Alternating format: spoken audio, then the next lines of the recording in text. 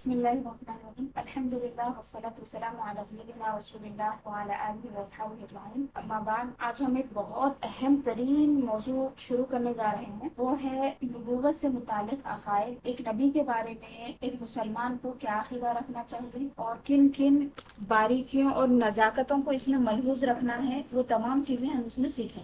تو جس طرح توحید کا عقیدہ ایک مومن کے لیے بہت اہم عقیدہ ہے، اسی طرح رسالت کا عقیدہ بھی بہت ہے۔ نبوت و رسالت کے معنی سمجھنا اور انبیاء اور رسول صلی اللہ علیہ وسلم کو اللہ تعالیٰ نے جو عظمت سے نوازا ہے، جو مرتبے سے نوازا ہے، اس کو سمجھنا ایک مومن کے لیے بہت ضروری ہے۔ ایک اور بات میں آپ کو یہاں پہ بتانا چاہوں گی کہ مصنف کی کتاب کے بارے میں نے آپ کو کچھ زیادہ بتایا نہیں تھا، تو ایک مرتبہ آپ لوگ پڑھ لیجیے۔ جیسا حضرت نعیم الدین مراد آبادی کے بارے میں بھی میں نے بتایا تھا مختصر، ان کے بارے میں بھی پڑھیے۔ حضرت محمد امجد علی اعظمی رحمۃ اللہ علیہ کے بارے میں بھی پڑھیے۔ یہ اپنے وقت کے ائمہ میں سے تھے، بڑے فقہا میں سے تھے، صاحب علم، صاحب فضل تھے، اور حضرت امجد علی اعظمی رحمۃ اللہ علیہ کو اعلیٰ حضرت امام احمد رضا خان بریلوی رحمۃ اللہ علیہ سے بڑی نسبت تھی، صحبت تھی، اور تفقہ انہیں سے آپ نے حاصل کیا۔ ایک اور بات میں آپ لوگوں کو بتانا چاہوں گی، بچیوں کے جو ابھی مدرسے میں نہیں پڑھے ان لوگوں کو، کہ حضرت پہلے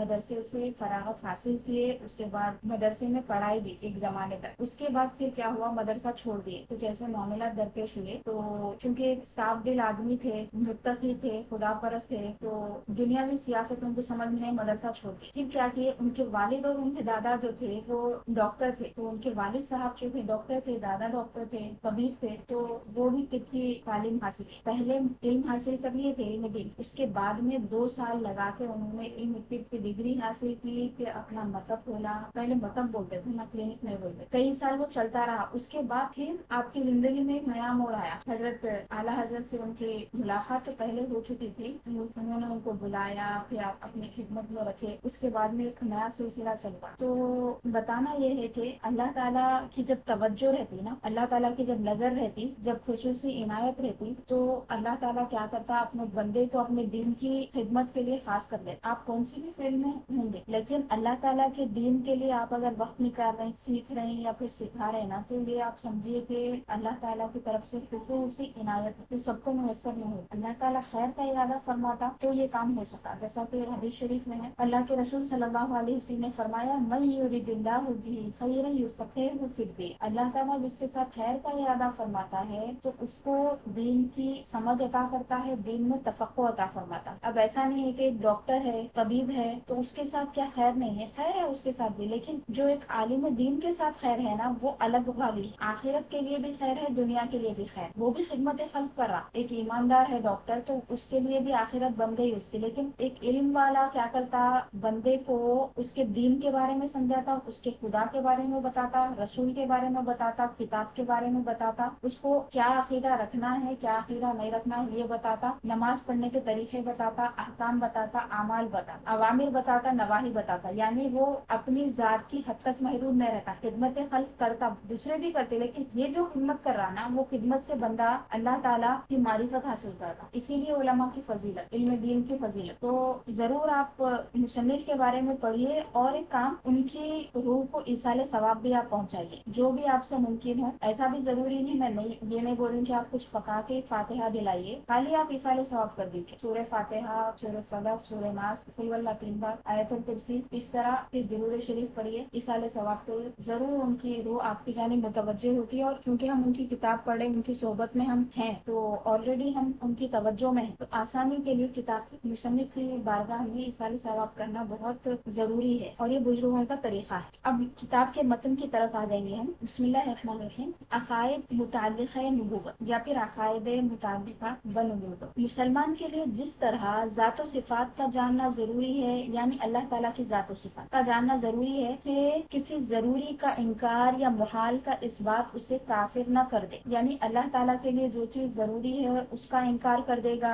یا پھر محال کو ثابت کر دے گا تو کافر ہو جائے گا، لہٰذا اس کو جاننا ضروری ہے۔ اسی طرح یہ جاننا بھی ضروری ہے کہ نبی کے لیے کیا جائز ہے اور کیا واجب ہے اور کیا محال ہے۔ اللہ تعالیٰ کی ذات و صفات کے بارے میں ہم نے جانا تھا کہ اللہ تعالیٰ کی ذات قدیم ہے، اس کی صفات بھی قدیم ہے، اور کیا جانا تھا ہم نے اللہ تعالیٰ ہر ممکن پر قادر ہے، ممکنات پر اللہ تعالیٰ کی قدرت کے بارے میں ہم نے جانا، اور یہ بھی سمجھ لیا تھا عقلی طور پہ کہ ناممکن جو ہے یا پھر محال جو ہے، ناممکن نہیں بولیں گے، محال بولیں گے، اصطلاح میں اس کو محال بولیں گے، جو اسباب کے ذریعے یا پھر عقلی طور پہ بھی پاسبل نہیں ہے۔ تو محال پہ اگر ہم اللہ تعالیٰ کی قدرت کو مانیں گے تو اس سے پھر فساد لازم آئے گا اور توحید کا جو عقیدہ ہے وہ خراب ہو جائے۔ تو انبیاء کے لیے کیا جائز ہے، کیا واجب ہے، کیا محال ہے، اس کو جاننا بھی ضروری ہے کہ واجب کا انکار اور محال کا اقرار موجب کفر ہے، یعنی جو چیز واجب ہے اگر اس کا انکار کر دیا بندہ تو یہ بھی کفر ہو گیا، اسی طرح ان کے لیے کیا محال ہے اس کا کفر،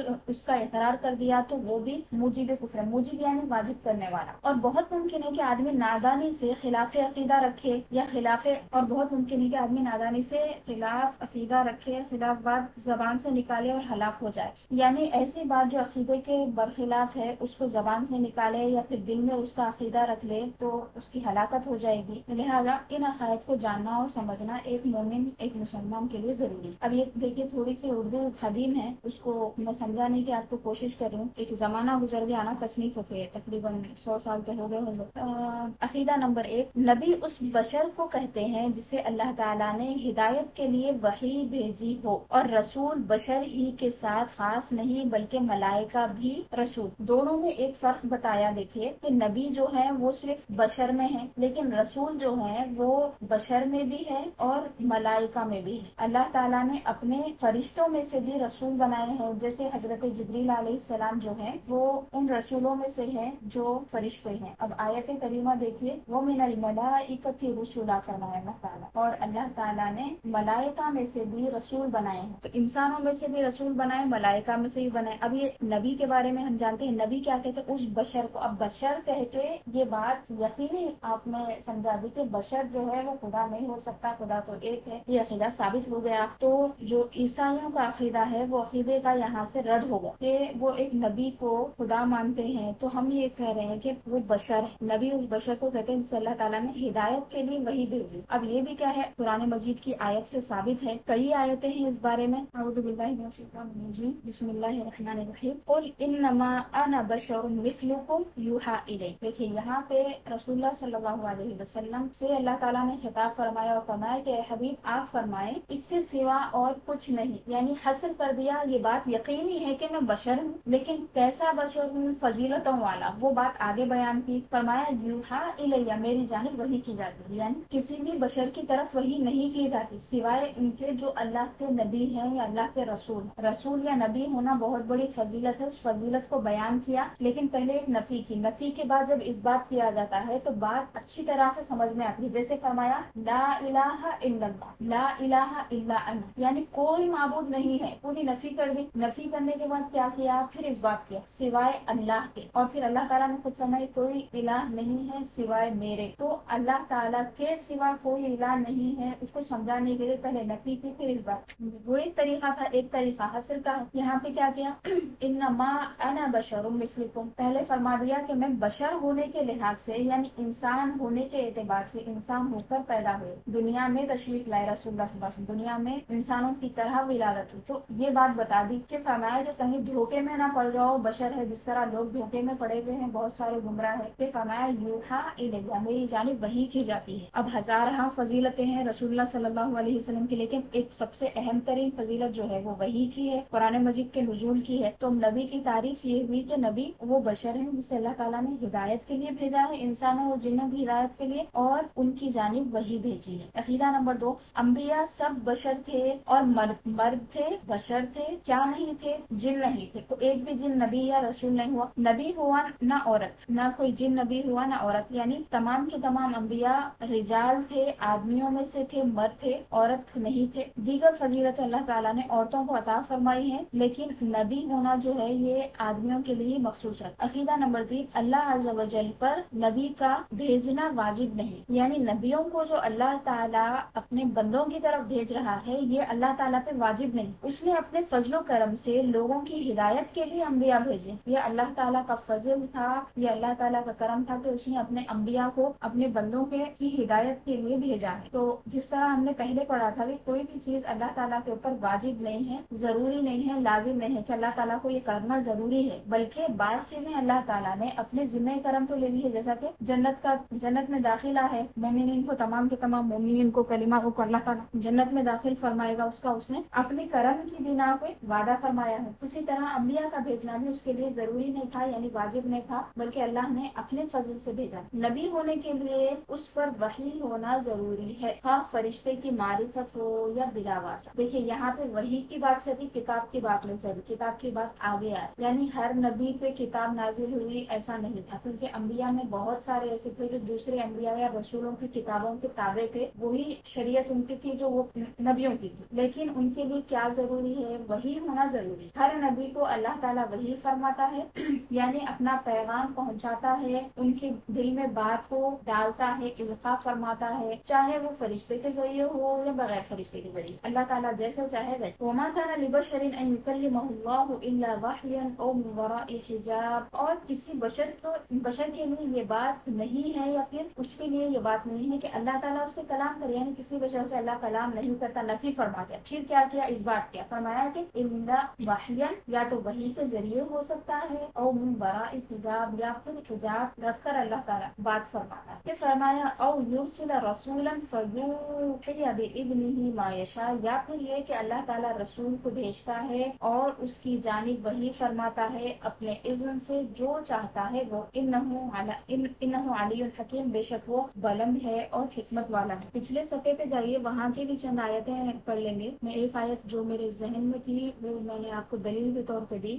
ہاں، رجال والی جو آیت ہے نا، حاشیہ نمبر 3 دیکھیے، وما ارسلنا من قبلک الا رجالا نوحی الیہم، اور ہم نے آپ سے پہلے جتنے انبیاء بھیجے ہیں وہ سب کے سب کیا تھے؟ رجال تھے، مرد تھے، نوحی الیہم، ہم ان کی طرف وحی فرمائے۔ یہ آیت مبارکہ دلیل ہے اس بات کی کہ اللہ کے جو رسول رہے وہ رجال میں رہے، رسول یا پھر نبی۔ اچھا، ومن الملائکۃ رسلا کی ایک دلیل میں نے آپ کو دی تھی، اور دوسری دلیل ہے حاشیہ نمبر 2 پہ ہے، دیکھیے، الحمدللہ فاطر السماوات والارض جاعل الملائکۃ رسلا، تمام تعریفیں ہیں اللہ کے لیے جو آسمانوں اور زمینوں کا پیدا کرنے والا ہے، جاعل الملائکۃ رسلا، وہ رسولوں کو پیغامبر بنانے والا ہے، پیغام پہنچانے والا بنانے والا ہے، رسول بنانے۔ اب یہاں پہ آ جائیے، یہاں پہ صفحہ نمبر 29 پہ، عقیدہ نمبر 5، بہت سے نبیوں پر اللہ تعالیٰ نے صحیفے اور آسمانی کتابیں اتاری، ان میں سے 4 کتابیں بہت مشہور ہیں، تورات حضرت موسیٰ علیہ السلام پر، زبور حضرت داؤد علیہ السلام پر، انجیل حضرت عیسیٰ علیہ السلام پر، قرآن عظیم کے سب سے افضل کتاب ہے، سب سے افضل رسول حضور پرنور احمد مجتبیٰ محمد مصطفیٰ صلی اللہ علیہ وسلم پر۔ ان کتابوں کا ذکر اللہ تعالیٰ نے قرآن مجید میں فرمایا ہے، اور فرمایا وآتینا داؤد زبورا، ہم نے داؤد کو زبور عطا فرمایا۔ پوری آیت میں آپ کو پڑھ کے سناتی ہوں۔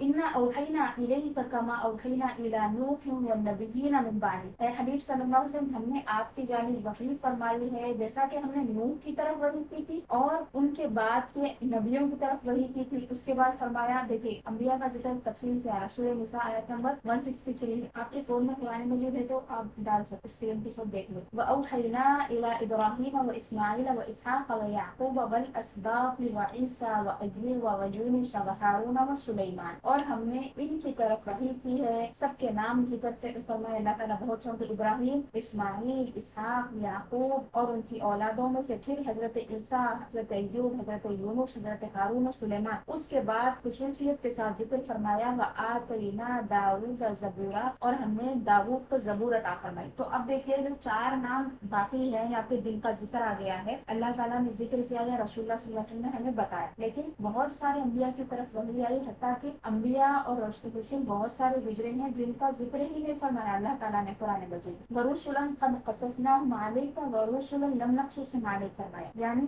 بہت سارے رسول ایسے گزرے ہیں کہ ہم نے ان کے واقعات آپ کو بیان فرمائے ہیں، ان کا ذکر آپ سے فرمایا ہے، اور بہت سارے رسول ایسے بھی ہیں کہ ہم نے آپ کے سامنے ان کا تذکرہ نہیں فرمایا۔ وکلم اللہ موسیٰ تکلیما، رسولوں کی بات آئی، یہاں پہ خصوصیت سے حضرت موسیٰ علیہ السلام کا تذکرہ فرمایا، اور اللہ نے موسیٰ سے کلام فرمایا ہے، تکلیما، پھر کلام کی تاکید بھی فرمائی۔ یہ آیت ہے سورہ نساء کی 164۔ کوئی آیت میں جو بھی آپ کی بولتی ہے زبانی، وہ یہاں سے میں قرآن مجید کی آیت دیکھنے کے لیے آیت بولے۔ اب تورات دیکھیے، تورات کا بھی ذکر بہت ساری جگہوں پہ آیا ہے، تورات کا، انجیل کا، نزل علیک الکتاب بالحق مصدقا لما بین يديه وأنزل التوراة والإنجيل. اللہ تعالیٰ نے اپنی پہلے تعریف فرمائی، اللہ لا الہ الا هو الحی القیوم، سورہ آل عمران کی آیت۔ الف لام میم، اللہ تعالیٰ وہ ذات ہے کہ اس کے سوا کوئی معبود نہیں ہے، وہی الہ ہے اور حی ہے اور قیوم ہے۔ اس کے بعد فرمایا اس نے حق کے ساتھ آپ پر کتاب کو نازل فرمایا ہے، اور یہ کتاب کیسی ہے؟ قرآن مجید کی بات کی، فرمایا مصدقا لما بین یدیہ، وہ تصدیق فرمانے والی ہے قرآن مجید۔ اس کے بعد فرمایا اللہ تعالیٰ نے تورات اور انجیل کو بھی نازل فرمایا، سورہ آل عمران کی آیت نمبر 3 میں۔ تو اس طرح کتابوں کا اللہ تعالیٰ نے قرآن مجید میں ذکر فرمایا ہے۔ اور کیا فرمایا؟ حضرت ابراہیم علیہ السلام کے صحیفوں کا بھی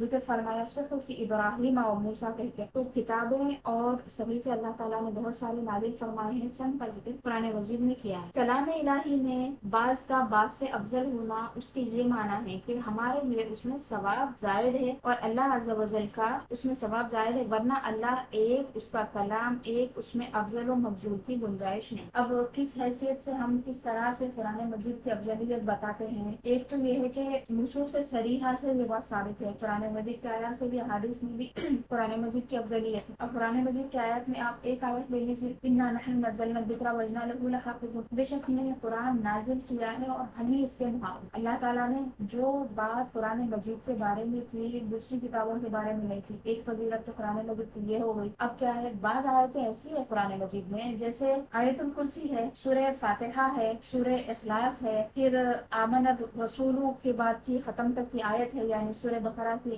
آخری آیتیں ہیں۔ تو یہ آیتیں جو ہے اس کی خصوصی فضیلتیں الگ الگ بیان فرمائی، اور سورہ بقرہ اور آل عمران کی الگ سے فضیلت ہے۔ انہوں نے فرمایا کہ بہت ساری آیتوں کے بارے میں، جن میں سے اکثر کا میں نے ابھی ذکر کیا، پہلی والی امتوں کو نہیں دی گئی۔ تو یہ جو فضیلت ہے ان خاص کلمات کی، یہ کلام اللہ تعالیٰ کا ہی ہے۔ اب آپ دیکھ لیجیے، جیسا کہ میں نے آپ کو امام غازی کا بھی حوالہ دیا تھا کہ یسألونک عن المحیض کی آیت ہے، اے حبیب صلی اللہ علیہ وسلم، یہ لوگ آپ سے عورتوں کے جو مسائل ہیں، خاصہ حیض کے بارے میں سوال کرتے ہیں، تم ہوا ادا، آپ فرما دیجیے کہ اس کا حکم یہ ہے کہ تکلیف والی چیز ہے اور وہ ناپاکی والی چیز ہے۔ اب یہ آیت جو ہے، اس آیت کی فضیلت قل هو اللہ احد اللہ الصمد کے برابر ہو سکتی ہے؟ نہیں ہو سکتی۔ یہ اللہ تعالیٰ کی بزرگی بیان کر رہی ہے، اللہ تعالیٰ کی توقیف بیان کر رہی ہے، اللہ تعالیٰ کی بے نیازی کو اس میں بیان کیا جا رہا ہے۔ تو فضیلت کا معنی سمجھیے کہ ثواب کے اعتبار سے جو افضل ہے اس کو ہم فضیلت والی دی۔ قرآن مجید کا ہر لفظ پڑھے گا آدمی تو اس کو ثواب ہوگا۔ یسألونک عن المحیض قل هو اذی فاعتزلوا النساء في المحیض ولا تقربوهن، یہ سب آیتیں آپ پڑھ، ایک ایک حرف پہ ثواب مل رہا۔ لیکن قل هو اللہ احد اللہ الصمد لم یلد ولم یولد ولم یکن له کفوا احد پڑھ رہے ہیں آپ، تو مختصر سا سورہ پڑھ رہے ہیں، لیکن قرآن مجید کا 1/3 پڑھ لی، 1/3 پڑھ لی، اتنا ثواب ہے۔ تو ثواب کے اعتبار سے ہم فضیلت کی بات کرتے ہیں۔ جیسے اللہ کا کلام اللہ کا کلام ہے، اور الف سے لے کے یا تک، یا پھر الحمد سے لے کے والناس تک تمام کا تمام اللہ کا کلام ہے، سب افضل۔ اسی طرح دیگر کتابیں جو پہلے والے انبیاء پہ نازل ہوئی، اس کی وہی فضیلت ہے، لیکن اب چونکہ اس میں تحریف ہو گئی ہے، تبدیلیاں ہو گئی ہے، تو قابل بھروسہ نہیں ہے اور وہ منسوخ بھی ہو گئی۔ بعض لوگوں کو دوسری کتابیں پڑھنے کا بھی شوق رہتا، تو اس سے احتیاط کرنے کی ضرورت ہے۔ رسول اللہ صلی اللہ علیہ وسلم نے منع فرمایا۔ ہاں، کوئی خاص مقصد کے لیے پڑھ رہا، کوئی جیسے دینیات کا اسٹوڈنٹ ہے اور اپنے عقیدے پہ وہ ثابت ہے، تو کسی خاص غرض کی وجہ سے ریسرچ کر رہا کوئی، اور ملحدین کو ٹھہرانے کے واسطے یا پھر دیگر مذاہب والے جو ہے ان کے مذہب کے فساد کو بتانے کے لیے اگر کوئی پڑھ رہا، اس درجے کا کوئی عالم ہے یا پھر محقق ہے، باحث ہے، ریسرچر ہے، اس کے لیے وہ جائز۔ عام لوگ وہ پڑھیں گے اگر تو گمراہ ہو جائیں گے۔ حضرت عمر فاروق رضی اللہ عنہ کو رسول اللہ صلی اللہ علیہ وسلم نے منع فرمایا، تو بالکل وضاحت کے ساتھ، صراحت کے ساتھ منع وارد ہوئی ہے، لہذا نہیں پڑھنا چاہیے۔ عقیدہ نمبر 6، سب آسمانی کتابیں اور صحیفے حق ہیں اور سب کلام اللہ ہیں، ان میں جو کچھ ارشاد ہوا سب پر ایمان ضروری ہے، ایک ایک لفظ پر ایمان لانا ہے، ایک ایک حرف پر، جو بھی اللہ نے اس میں فرمایا ہے سب برحق ہے، سب پہ ہم ایمان لائیں۔ مگر یہ بات البتہ ہوئی ہے کہ البتہ یعنی یقین، یہ بات ہو چکی ہے کہ اگلی کتابوں کی حفاظت اللہ تعالیٰ نے امت کے سپرد کی تھی، ان سے اس کا حفظ نہ ہو سکا۔ کلام الہی جیسا اترا تھا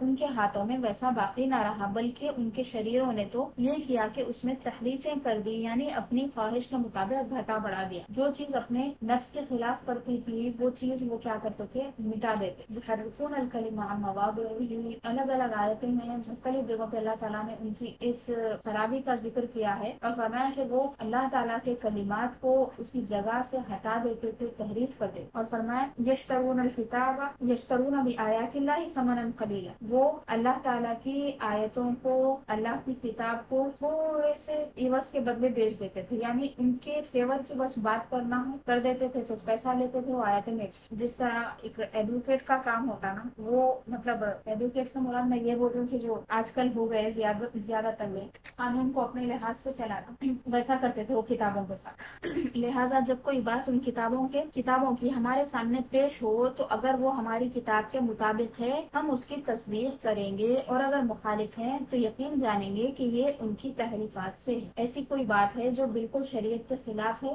اور اللہ تعالیٰ نے اپنے لیے جو عقیدہ رسول اللہ صلی اللہ علیہ وسلم کے ذریعے ہمیں بیان فرمایا ہے، اور انبیاء کے بارے میں، قیامت کے بارے میں، ان کے خلاف اگر کوئی پڑھ رہا ہے تو ہم نہیں مانیں گے، کیونکہ عقائد میں کوئی تبدیلی نہیں ہے۔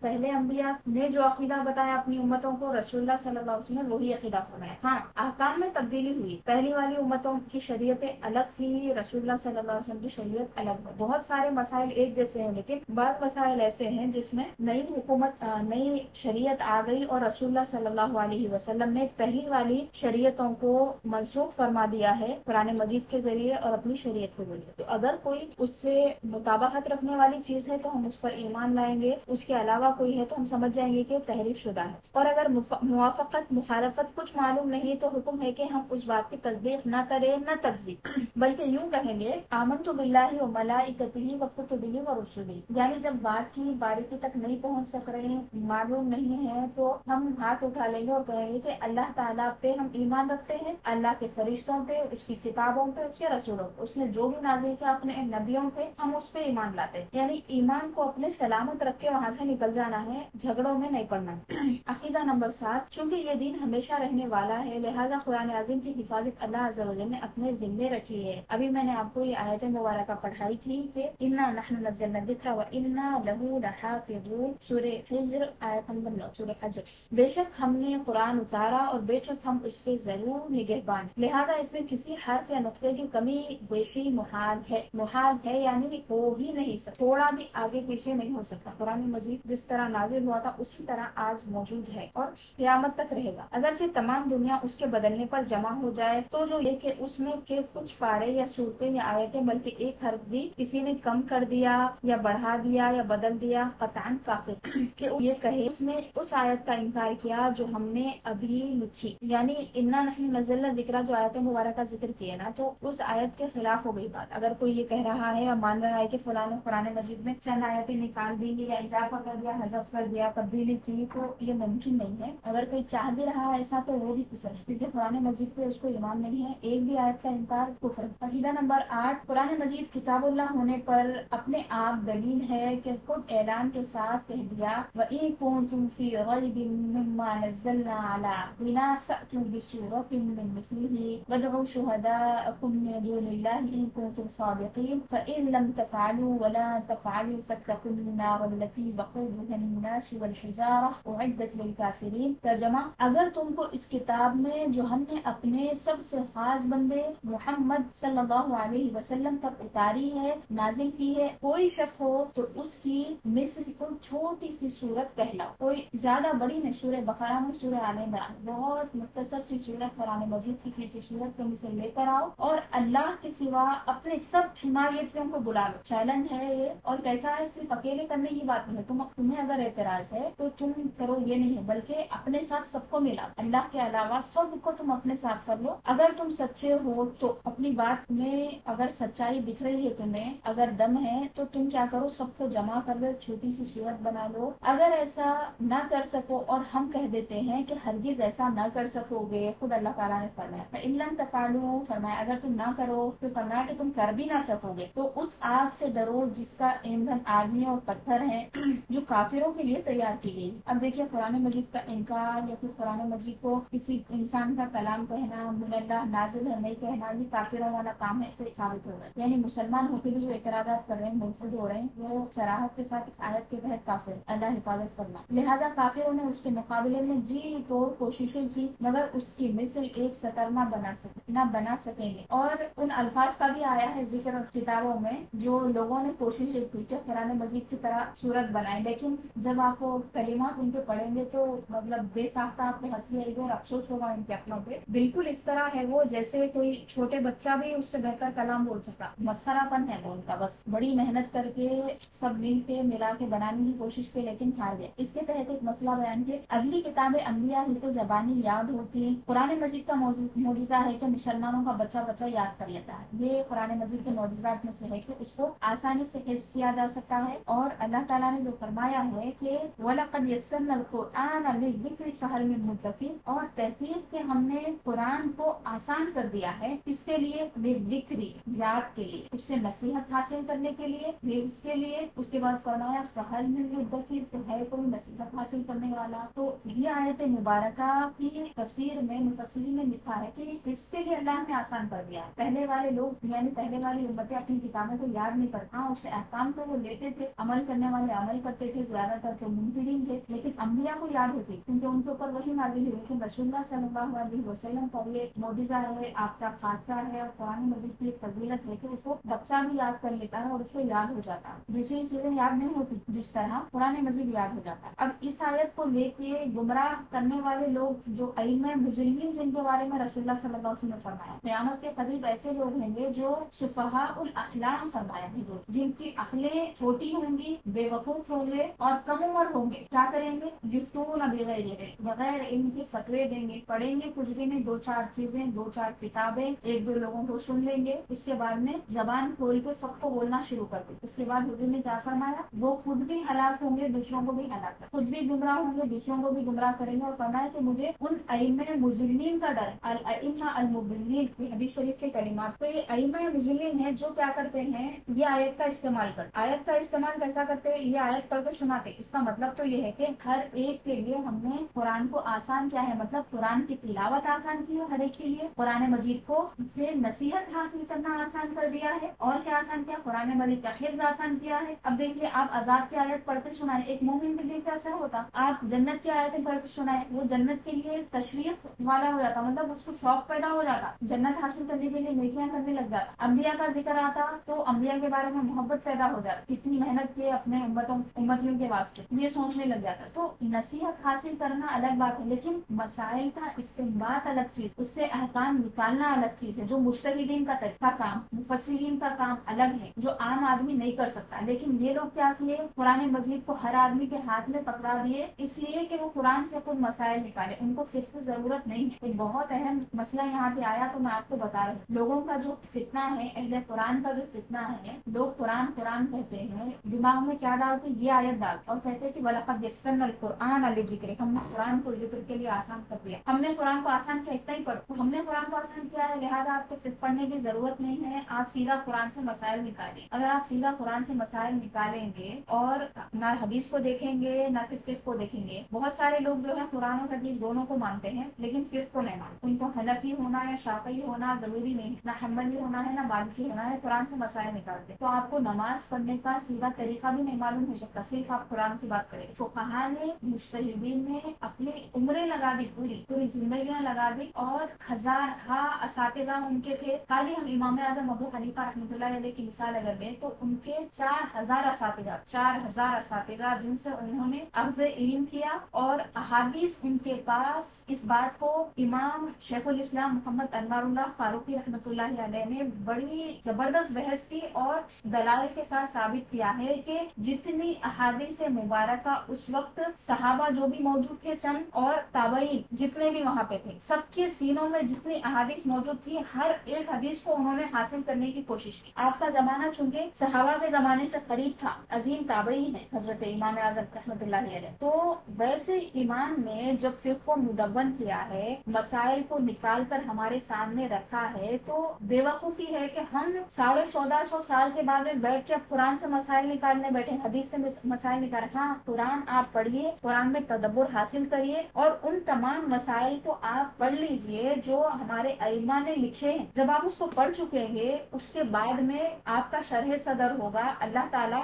آپ کے دل میں کوئی بات ڈالے گا، وہ بات آپ کریے، کوئی نقطہ آپ بیان کریے، لیکن نیا مذہب آپ نہیں لا سکتے، نئے طریقے آپ نہیں لا سکتے، قرآن کی نئی تفسیر، نئی حدیث شریف کی نئی شرح آپ نہیں کر سکتے. ہاں، آپ کے زمانے کے لحاظ سے بعض چیزیں جو آپ کے دل میں آ رہی ہیں جو قرآن حدیث کے موافق ہے، وہ چیزیں آپ سمجھ سکتے ہیں، لیکن تفسیر کرنا ہر ایک کا حق نہیں ہے. اس پہ آپ 1000 دلائل دیکھ سکتے ہیں، علماء نے لکھے ہیں، لیکن اس آیت کو لے کر لوگ گمراہ کرتے ہیں، ہم نے قرآن کو آسان کر دیا لہٰذا آپ قرآن پڑھیے۔ ہر کوئی دیکھیے، لوگوں کو فقہ پڑھنے کی کوئی ضرورت نہیں ہے، خالی آپ کوئی بھی عام انسان کو پکڑ لیجیے، دین اگر سمجھنا ہے سیکھنا ہے تو کیا قرآن کا ترجمہ پڑھنا چاہتا؟ ارے بھائی آپ کو ترجمہ پڑھنے کی ضرورت نہیں ہے، آپ صرف ترجمہ پڑھیں گے گمراہ ہو جائیں گے۔ آپ قرآن پہلے فقہ پڑھیے، حدیث پڑھیے، پھر تفسیر پڑھیے، کیونکہ حدیث شریف جو ہے وہ قرآن کی تفسیر ہے اور فقہ جو ہے قرآن اور حدیث کا نچوڑ ہے۔ تو آپ پہلے اصل کی طرف جا رہے ہیں، اگر قرآن سے محبت ہے تو پہلے تلاوت کریے، آیات احکام کو آپ پڑھیے، اہم جو ضروری چیزیں ہیں وہ پڑھیے۔ بعض چیزیں ایسی ہے آدمی ایک دم اس کا لفظی معنی نکال لے گا گمراہ ہو جائے، تو لہٰذا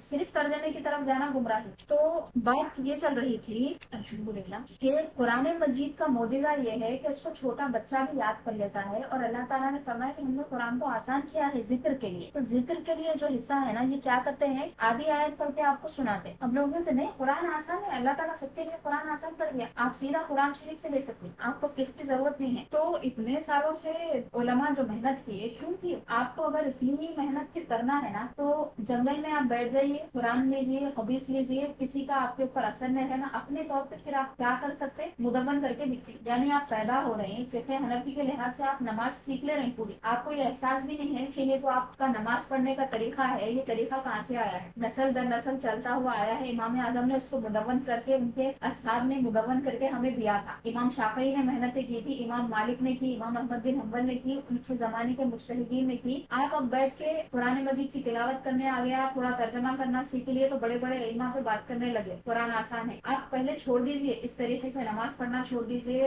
روزہ رکھنا چھوڑ دیجیے، سب چھوڑیے، قرآن کو لیجیے، احادیث کو لیجیے، اس کے بعد میں آپ کیا کر سکتے اس کے بعد کر کے دکھائیے، نہیں کر سکتے، بس کیا ہے بغیر سوچے سمجھے، جس طرح حضور نے فرمایا سفہاء الاحلام ہو، ان کے پاس عقلیں نہیں ہوں گی، کم عقل ہوں گے اور خود بھی گمراہ ہوں گے اور دوسروں کو بھی گمراہ کریں گے اور فتویٰ بازی کریں گے۔ عقیدہ نمبر 9، قرآن عظیم کی 7 قرأتیں سب سے زیادہ مشہور اور متواتر ہیں، ان میں معاذ اللہ کہیں اختلاف معنی نہیں۔ قرأتیں مختلف کا مطلب یہ ہے کہ پڑھنے کے انداز میں تھوڑا فرق ہے، جیسے الحمدللہ رب العالمین الرحمن الرحیم مالکی یوم الدین، اور ایک قرأت ہے مالکی یوم الدین۔ تو مالکی اور ملکی میں جو فرق ہے، اس قسم کا فرق، بہت زیادہ معنی کی تبدیلی اس میں نہیں ہے۔ اب مالک کہیں آپ تو بھی مالک کے، ملک کہیں بادشاہ، سب درست ہے، وہ سب حق ہیں، یعنی 7 قرأتیں جو ہے وہ حق ہیں۔ احادیث شریفہ میں اس کا بیان آیا ہے، رسول اللہ صلی اللہ علیہ وسلم نے فرمایا کہ ان هذا القرآن انزل على 7 احرف، قرآن مجید کو اللہ تعالیٰ نے 7 طریقوں سے نازل کیا ہے۔ 7 احرف بھی فرمایا، پھر الگ بھی کلمات آئے ہیں، 7 لہجوں میں بھی فرمایا گیا،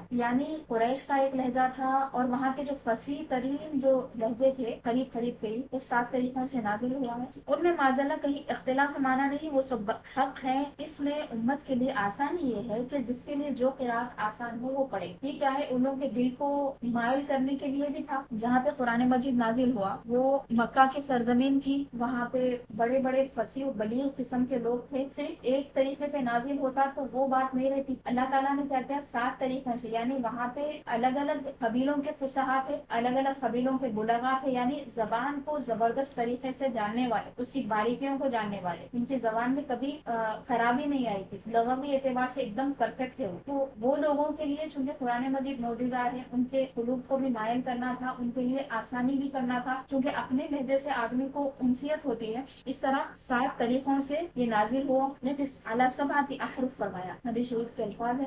اور حکم یہ ہے کہ جس ملک میں جو قرأت رائج ہے، عوام کے لیے وہی، عوام کے سامنے وہی پڑھی جائے۔ اب ہمارے پاس قرأت حفص ہے، عاصم کوفی کی قرأت ہمارے پاس یہاں پہ پڑھی جاتی ہے، انڈیا میں وہی مشہور ہے۔ جیسے ہمارے ملک میں قرأت عاصم و روایت حفص کے لوگ ناواقف سے انکار کریں گے اور وہ معاذ اللہ کلمہ کفر ہوگا، یعنی ہم قرأت عاصم پڑھتے ہیں نا، عاصم کوفی کی قرأت کو ہم پڑھتے ہیں رحمۃ اللہ علیہ، تو اگر ہم دوسری قرأت کو پڑھیں گے، باقی جو اور 7 قرأتیں ہیں، تو لوگ کیا کہیں گے، نہیں قرآن مجید میں ایسا نہیں ہے، غلطی ہے، بول دیں۔ تو عوام الناس کا لحاظ کرتے ہوئے انہیں ہاں سیکھنا چاہیے، سیکھنا اچھی بات ہے، فضیلت کی بات ہے قرأت سبع کو، لیکن عوام کے سامنے نہیں پڑھنا چاہیے۔ ہاں کسی کے سامنے آپ پڑھ رہے ہیں تو اس کو اس بات کا علم رہنا چاہیے۔ عقیدہ نمبر 10، قرآن مجید نے اگلی کتابوں کے بہت سے احکام منسوخ کر دیے، یوں ہی قرآن مجید کی بعض آیاتوں نے بعض آیات کو منسوخ کر دیا۔ یہاں پہ نسخ کا معنی میں آپ کو تھوڑا سا بتاتی ہوں کہ منسوخ کا معنی یہ ہے کہ کسی آیت کو اس کے الفاظ کے ساتھ ہی اٹھا لینا، یا پھر اس کے الفاظ باقی رہنا اور معنی ختم کر دینا، اس کی تلاوت باقی رہنا۔ نسخ کی قسمیں، جیسے کوئی آیت نازل ہو گئی، اس کا حکم بھی آ گیا، پھر کیا ہوا، امت پہ تھوڑا سا وہ شاہ گزرا یا مشقت ہوئی تو پھر اللہ تعالیٰ نے کیا کیا، نیا حکم ان کے لیے لایا. وہ آیت چون کی تم باقی رہی، تلاوت اس کی نہیں رہی، تلاوت اس کی باقی رہ گئی، حکم اٹھا لیا گیا. 4 قسم کی باتیں ہیں، تھوڑا سا میں مثال کے ذریعے آپ کو سمجھا دیتی ہوں.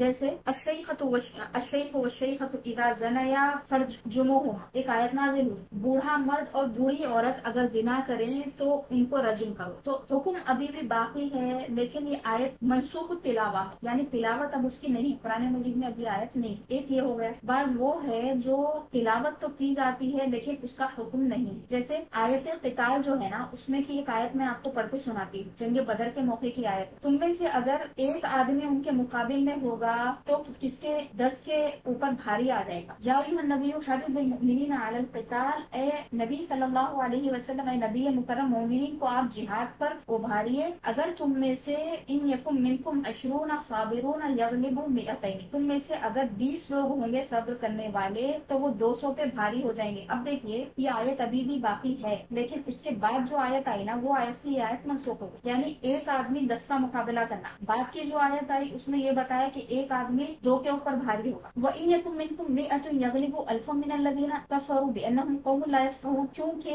اور اگر تم میں 100 لوگ ہوں گے تو 1000 پہ وہ بھاری ہو جائیں گے. کس پر؟ کافروں پہ. کیوں؟ بِأَنَّهُمْ قَوْمٌ لَّا يَفْقَهُونَ، وہ ایسی قوم ہے جن کو عقل نہیں ہے، یعنی عقل کے ذریعے جنگیں جیتی جاتی ہے. یہ دلیل ہے قرآن مجید. اس کے بعد فرمایا یہ آیت جب نازل ہوئی تو صحابہ پریشان ہوئے، ایک آدمی 10 کا مقابلہ کرنا. پھر آیت آئی الآن خفف، میرے پاس دوسرا نسخہ ہے الآن ہے، خفف اللہ عنکم وعلم ان فیکم ضعفا، اب اللہ تعالیٰ نے تم پر تخفیف کی ہے، یعنی تھوڑی سی اس میں کیا ہے، ریلیکسیشن آ گیا، آسانی آ گئی. اللہ نے تم پر تخفیف کی ہے اور اللہ تعالیٰ جانتا ہے کہ تم میں کمزوری ہے. فَإِن يَكُن مِّنكُم مِّائَةٌ صَابِرَةٌ يَغْلِبُوا 200، اب اگر تم میں 100 لوگ ہوں گے صبر کرنے والے، وہ 200 پہ بھاری پڑ جائیں گے، یعنی جتنی تعداد ہو اس کی دگنا پہ بھاری پڑ جائیں گے، یعنی ایک آدمی 2 کے مقابلے. وَإِن يَكُن مِّنكُمْ أَلْفٌ يَغْلِبُوا أَلْفَيْنِ بِإِذْنِ اللَّهِ وَاللَّهُ مَعَ الصَّابِرِينَ، اور اگر تم میں سے 1000 ہوں گے تو 2000 پہ وہ غالب آ جائیں گے اللہ کے اذن، اور اللہ صابرین کے ساتھ. اب دیکھیے 2 باتیں آپ کو سمجھ میں آ گئی.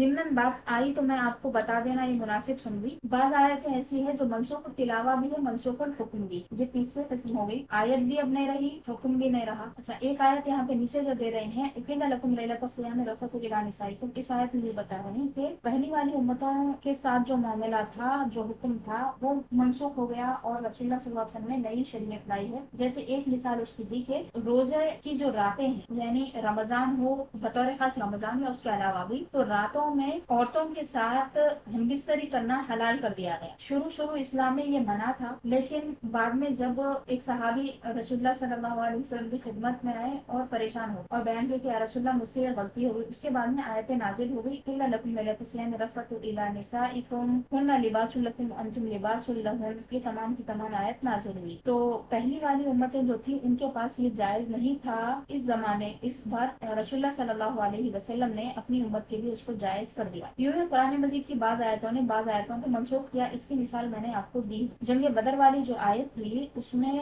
بتایا میں نے آپ کو کہ پہلی والی آیت جو ہے وہ بعد والی آیت سے منسوخ ہے، لیکن اس کی تلاوت باقی ہے. نص کا مطلب یہ ہے کہ بعض احکام کسی خاص وقت کے لیے ہوتے ہیں، مگر یہ ظاہر نہیں کیا جاتا کہ یہ حکم فلاں وقت تک کے لیے ہے. جب میعاد پوری ہو جاتی ہے تو دوسرا حکم نازل ہوتا. اب جن کو یہ اعتراض ہوا، بس مطلب دماغ میں بات آتی کہ جب آیت اللہ تعالیٰ کو منسوخ کرنا تھا تو پھر یہ آیت نازل کیوں کیا، تو اس کا جواب یہاں پہ حضرت فرما رہے ہیں کہ آیت جب نازل ہوئی تو اس کی ایک مدت مقررہ تھی، معین مدت تھی، اس کے لیے اللہ تعالیٰ نے نازل فرمایا تھا اللہ کے علم، لیکن لوگوں کو بتایا نہیں گیا. پھر اس کا ٹائم جب ہو گیا تو پھر اللہ تعالیٰ دوسری آیت نازل فرما دیتا ہے، جیسا کہ ارشاد فرمایا وہاں پہ نہیں بھی دیکھیے آیت مبارکہ ما ننسخ من آیت، سورہ بقرہ کی آیت ہے 106، ما ننسخ من آیت او ننسیها نأتی بخیر منها او مثلها الم تعلم ان اللہ علی کل شیء قدیر. ہم کوئی آیت منسوخ نہیں کرتے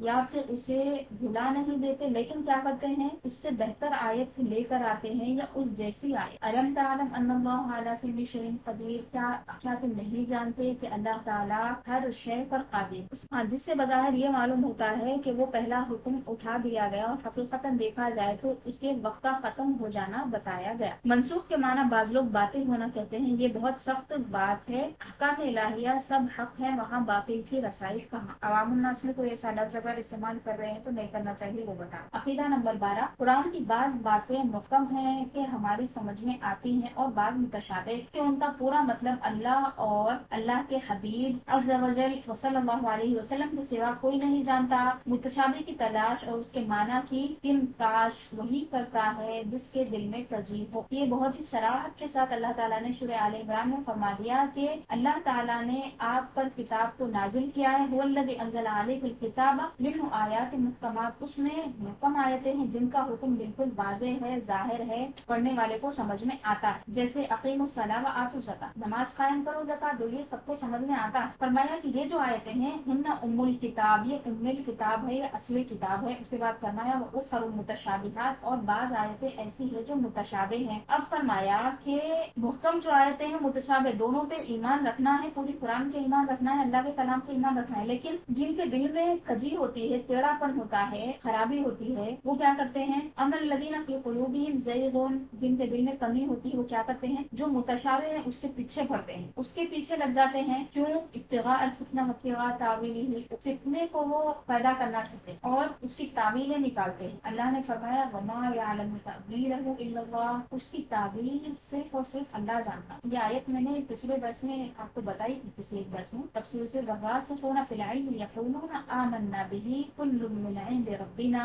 وما یذکر الا اولو الالباب، اور جو راسخین فی العلم ہے یعنی جن کو اللہ تعالیٰ نے اپنی طرف سے خاص علم عطا فرمایا ہے، راسخین ہے علم میں، ایمان کے پختہ ہیں، وہ کہتے ہیں کہ آمنا بہ، ہم اس پر ایمان لائے، یعنی متشابہ آیات پر، یہ سب کے سب ہمارے رب کی طرف سے ہیں، محکم وہ متشابہ سب اللہ کی طرف سے ہیں، اور عقل والے ہی کیا کرتے ہیں؟ نصیحت حاصل کرتے ہیں۔ جن کو لب ہے، جن کو عقل ہے، وہی نصیحت حاصل کرتے ہیں اور متشابہ آیات کے پیچھے نہیں پڑتے۔ عقیدہ نمبر 13، وحی نبوت انبیاء کے لیے خاص، جو اسے کسی غیر نبی کے لیے مانے کفر ہے، یعنی وہی نبوت والی وحی جو ہے وہ صرف اور صرف انبیاء کے پاس آتی ہے، اور اگر کوئی کہہ رہا ہے کہ انبیاء کے علاوہ کسی اور کے پاس وحی آتی ہے تو وہ کافر، کیونکہ وحی کی دو قسمیں ہیں، نیچے تفصیل سے دیے یہاں پہ، وہ تفصیل میں جانا نہیں ہے اپنے کو۔ نبی کو خواب میں جو چیز بتائی جائے وہ بھی وحی ہے، اس کے جھوٹے ہونے کا احتمال نہیں ہے۔ رسول اللہ صلی اللہ علیہ وسلم کی بہت ساری حدیث سے ثابت ہے کہ خواب میں حضور کو چیزیں بتائی گئی۔ اسی طرح ابتدائے نبوت، اظہار نبوت جب فرمایا حضور نے، اس سے پہلے بھی 6 مہینے تک سچے خواب دکھائی دیتے تھے، تو نبی کا جو خواب ہے وہ سچا ہوتا ہے۔ اگر کوئی اس کو جھوٹ کہے یا جھوٹ ہو سکتا ہے کہے تو وہ کفر۔ ولی کے دل میں بعض وقت سوتے یا جاگتے میں کوئی بات القاء ہوتی ہے، اس کو الہام کہتے ہیں۔ دیکھیے وحی اور الہام میں فرق ہے یہاں پہ۔ اللہ تعالیٰ انبیاء کے دل میں بات ڈالتا ہے، اسی طرح اپنے اولیاء کے بھی دل میں بات ڈالتا ہے، جس کو ہم کہتے ہیں الہام۔ اور وحی شیطانی جو ہوتی ہے وہ القاء من جانب شیطان ہوتا ہے۔ اللہ تعالیٰ نے فرمایا کہ شیاطین انس و جن جو ہوتے ہیں وہ یوحی بعضهم الی بعض، یہ ایک دوسرے کے دل میں باتیں ڈالتے ہیں، ایک دوسرے کے دل میں، یعنی شیاطین جو ہوتے ہیں جنات والے، وہ انسان والے شیاطین کے دل میں باتیں ڈالتے ہیں، اور یہ والے شیاطین وہ والے شیاطین، یعنی دونوں کا کنیکشن ہے آپس۔ وَكَذَلِكَ جَعَلْنَا لِكُلِّ نَبِيٍّ عَدُوًّا شَيَاطِينَ الْإِنسِ وَالْجِنِّ، اور اسی طرح ہم نے ہر نبی کے لیے دشمن بنائے۔ دشمن کون سے ہیں؟ انسانوں میں کے بھی شیاطین ہیں، جنوں میں کے بھی شیاطین ہیں۔ دیکھیں نبی کے دشمن ہوتے ہیں، نبی کے دشمن ہوتے ہیں صرف شیاطین ہیں، جن میں سے نہیں، شیاطین انس میں سے، جو رسول اللہ صلی اللہ علیہ وسلم کے بارے میں یا پھر کسی بھی نبی کے بارے میں بدگوئی کرتے ہیں، تنقید سے شان کرتے ہیں، تو ان کے بارے میں اللہ نے فرمایا کہ وہ شیاطین جو اللہ کے نبی کے دشمن ہیں، اور فرمایا کہ یوحی بعضهم الی بعض، وہ آپس میں ایک دوسرے کے دل میں باتیں ڈالتے ہیں، باتیں کرتے ہیں۔ زخرف القول غرورا، یہ صرف کیا ہے؟ باتیں ہیں، ملمہ باتیں ہیں، اس کا کوئی حقیقت نہیں ہے، اور یہ دھوکہ ہے۔ وہ لوگ سمجھ رہے ہیں کہ کر کے کامیاب ہو جائیں گے، نہیں۔ وَلَوْ شَاءَ رَبُّكَ مَا فَعَلُوا، اگر آپ کا رب چاہتا تو وہ اس کام کے کرنے سے سکت نہیں رکھتے، لیکن وہ کر رہے ہیں تو اللہ تعالیٰ ان کو چھوڑے ہوئے ہے تاکہ وہ اپنی سزا بھگتے۔ فَذَرْهُمْ وَمَا يَفْتَرُونَ، تو اے حبیب صلی اللہ علیہ وسلم آپ ان کو چھوڑ دیں، کیا کرتے ہیں کرنے میں، وہ وَمَا يَفْتَرُونَ، اور جو وہ باتیں گھڑتے ہیں۔ تو یہ جو کاہن ہوتے، ساحر ہوتے، یہ شیاطین کے ساتھ ان کا ملنا ہے، شیاطین سے ان کی باتیں ہیں۔ تو بعض لوگ کسی کے اوپر شیطان آ جاتا، حاضری یہی ہوتے ہیں نا، تو یہ بھی گمراہی ہے، شیطانی پن ہے، کیونکہ حاضری ٹائپ کی کوئی چیز ہمارے پاس ہے نہیں شرعی اعتبار سے ثابت۔ اس کے اوپر شیطان آ جاتا یا جن آ جاتا اور جن باتیں کرنے لگ جاتا، تو لوگ بہت اچھی چیز سمجھتے، اس چیز اچھی نہیں ہے بلکہ وہ خرابی ہے، اور شیطان کو مار کے قرآن مجید کی آیات پڑھ کے بھگانے کی ضرورت ہے۔ تو انبیاء کے لیے وحی ہوتی اور اولیاء اللہ کے لیے الہام الہام ہوتا. اور اللہ تعالیٰ نے جو لفظ وحی یہاں پہ فرمایا ہے یہ کیا ہے، ان کی باتیں، دل میں باتیں وہ ایک دوسرے کے ڈالتے ہیں، بات کر لیتے ہیں، پھر مومنوں کے خلاف کام کرتے ہیں. اور وہی شیطانی کے القاء من جانب شیطان ہو، یہ کاہن، ساحر اور دیگر کفار و فساق کے لیے ہوتی ہے. اسی طرح اور بھی جگہوں پہ لفظ وحی کا ذکر آیا ہے قرآن مجید میں. تو وحی سے مراد ہم جب وحی کہتے ہیں تو انبیاء کے لیے جو وحی ہے وہی خاص ہوتی ہے. اس کے علاوہ وحی کے الگ الگ معنی ہیں. جیسے شیطان کے لیے بھی لفظ وحی کا ذکر آیا تو اس کا مطلب یہ ہوا کہ وہ آپس میں باتیں کر رہے ہیں یا پھر شیطان اپنا وسوسہ